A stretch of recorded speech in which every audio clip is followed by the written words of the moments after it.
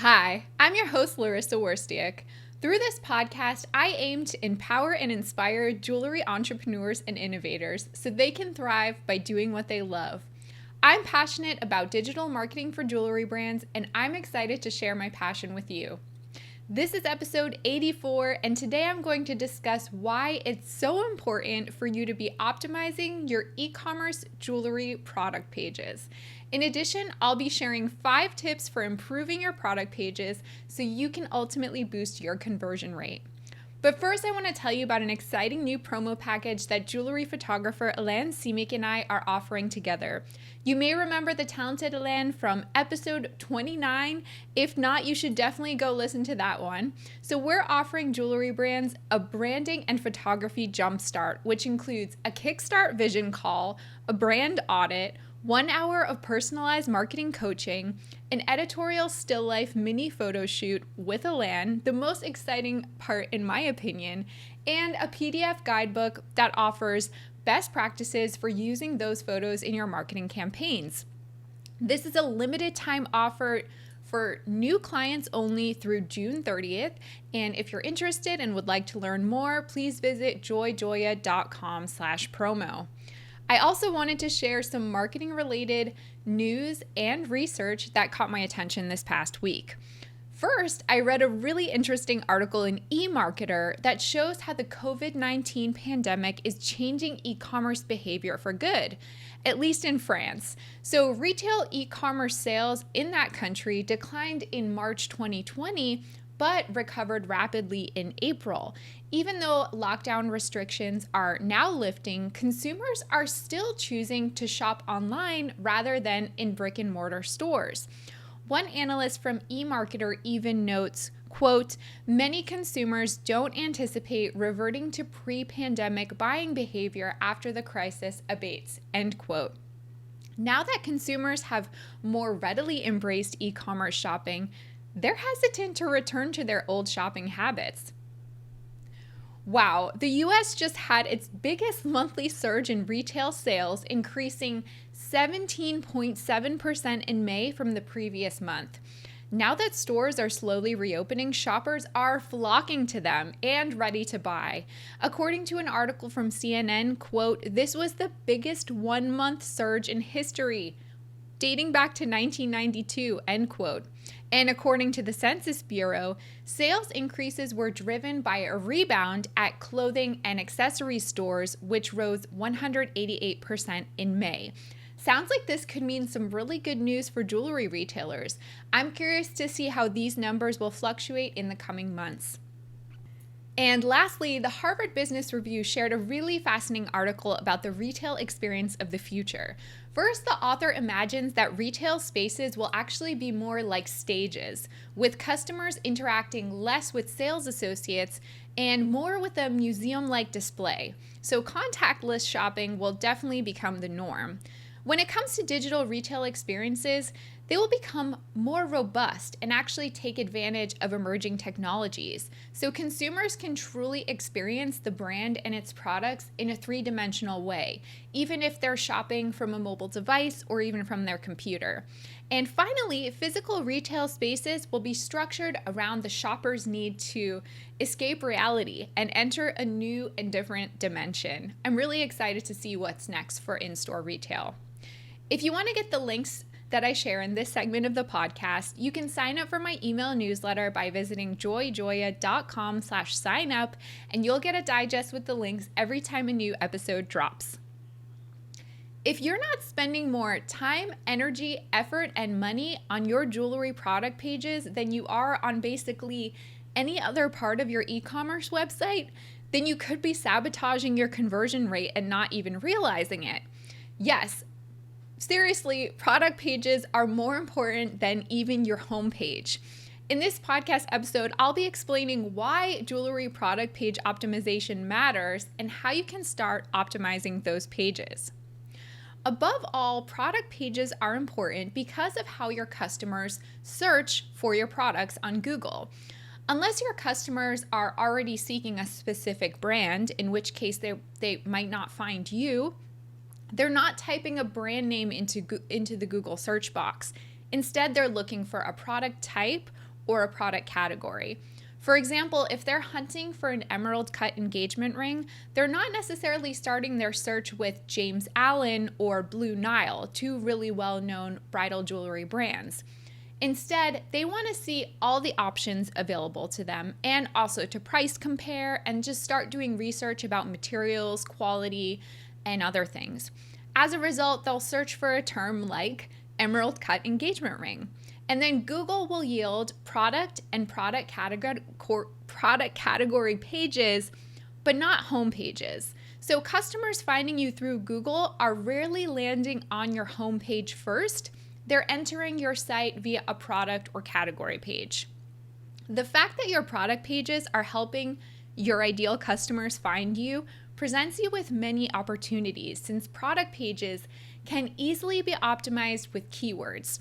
You can only include so much SEO-friendly content on your homepage, but you can add many keywords on your product pages, especially in your product descriptions, image alt tags, page titles, headings, product titles, meta descriptions, and more. Once you get that customer to your site, you want to keep that person there for as long as possible, and you want to encourage that person to browse other products too, and to learn more about your brand. An engaging, well-designed product page that's optimized for mobile browsing will keep your target customer on the page long enough for at least for her to add a product to her cart and ideally make a purchase. However, if she's not ready to purchase now, she should at least feel inspired to learn more about your brand, sign up for your email newsletter, save, share, or even favorite the product, bookmark the product page for later, and then do further research when she is ready to buy. Hint, you can actually see how long users are staying on your product pages by viewing stats in Google Analytics like bounce rate and average session duration. So definitely check that out in Google Analytics if you haven't done so. Finally, product pages matter tremendously if you're going to invest money in paid advertising, especially ads that showcase specific products and drive your target customers to your product pages. Most of the target customers you'll be reaching with your ads will only be mildly familiar with your brand. So their click is kind of just a sign of passing curiosity and not necessarily any sort of commitment. They're not necessarily motivated to buy your product at the time. You're kind of interrupting their day. Maybe they just want to learn more. Maybe they're bored, whatever. However, if you have a really great product page, you're more likely to actually catch and hold their attention, keep them there, keep them wanting more, and inspire them to come back at another time, even if they're not ready to buy. Now that you absolutely know why you must optimize your product pages if you hope to sell your jewelry on your e-commerce store, you're probably wondering how you can get started and start boosting your conversion rate today. So keep listening, because I'm going to share some essential product page optimization tips. First, you'll definitely want to focus on getting reviews and social proof. So the term social proof was actually coined in 1984 by an author named Robert Cialdini in his book Influence. And it refers to a person copying the actions of others when that person doesn't really know what step to take next, or they're kind of confused about their environment that they're in. And this definitely applies to e-commerce shopping. If a customer isn't super familiar with your brand, they may not yet have established a sense of trust with you. They may actually be totally unsure about the purchase they're about to make. So if they see social proof, if they see that other people have already taken that step to move forward, then they'll feel more comfortable doing so as well. Consider how you've made online purchases in the past. Given the choice between two versions of the same product, both at the same price points and with the same specifications, wouldn't you choose the retailer who had more positive reviews? I know I definitely do. When you're searching for products on Amazon, for example, you may even sort by top-rated products, so you can weed out the poorly rated options and reduce your choices in general to make shopping easier for you. If your customers don't spot reviews on your product pages, then they'll likely be very hesitant to trust you. Customer testimonials and user submitted photos and videos are also excellent forms of social proof. Next, to optimize your product pages, you'll want to consider color psychology. You may actually be surprised to discover that color matters tremendously in e-commerce. Some colors will encourage shoppers to buy more readily, while other colors actually turn people away. According to one research paper I found titled Impact of Color on Marketing, quote, colors can contribute not only to differentiating products from competitors, but also to influencing moods and feelings positively or negatively, and therefore to attitude towards certain products. However, it's nearly impossible to make generalizations about color, like red is bad or green is good. It actually varies based on your target customer, based on your brand, based on your price points and your goals. So you have to kind of figure out which colors are the best for you and which colors you want to avoid. It's a case-by-case basis. Next, you'll really want to focus on using high-quality product images and videos. In my opinion, the one thing that really sets an amateurish e-commerce website apart from a professional one, if I had to name just one thing, it actually comes down to product photography. Product photos really need to follow specific best practices and a standard in order for an e-commerce website to look professional. I think I've talked to a lot of jewelry business owners that think that they're getting creative if they're experimenting with different types of product photos. But this is actually one place where you just don't want to be creative because there's a specific expectation that customers have when they come to your website. And this expectation and standards should be implemented across all products on your entire site. Your primary product images should be well lit and shot against a white background for sure. They should all be the same size, showing the scale of each jewelry product. Your secondary product images, the additional views, they can be a little bit more creative, and they should be. They can show your product from different angles. They can show it on a model. They can tell a story. Product videos and 360-degree views will also allow the customer to experience the product in a more realistic way. And finally, your images must load quickly. So they can be optimized for mobile devices. They should also be scalable on mobile devices. It's all really important.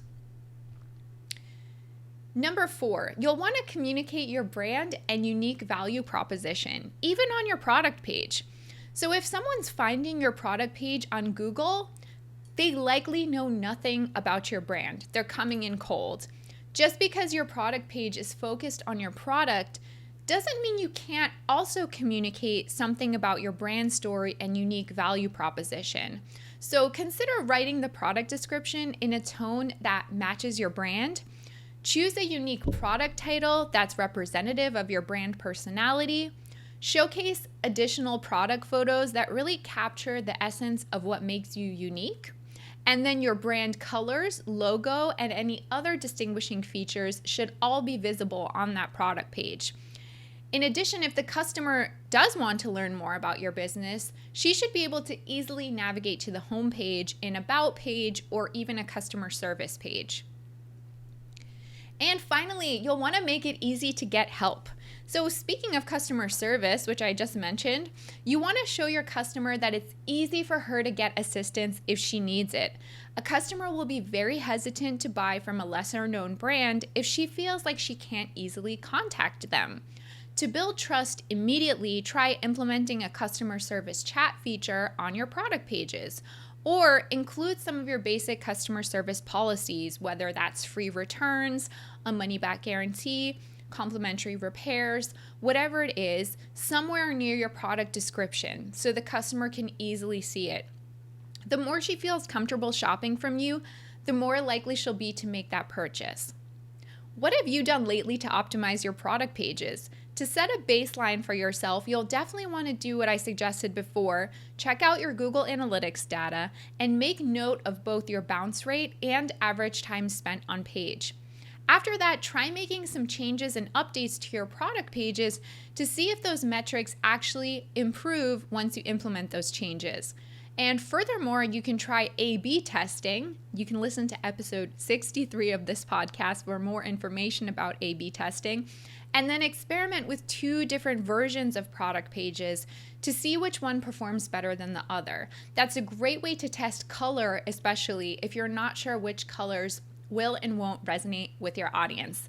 What do you think? You can always email me, Larissa, LARYSSA @joyjoya.com with your questions, comments, feedback, whatever. Thanks.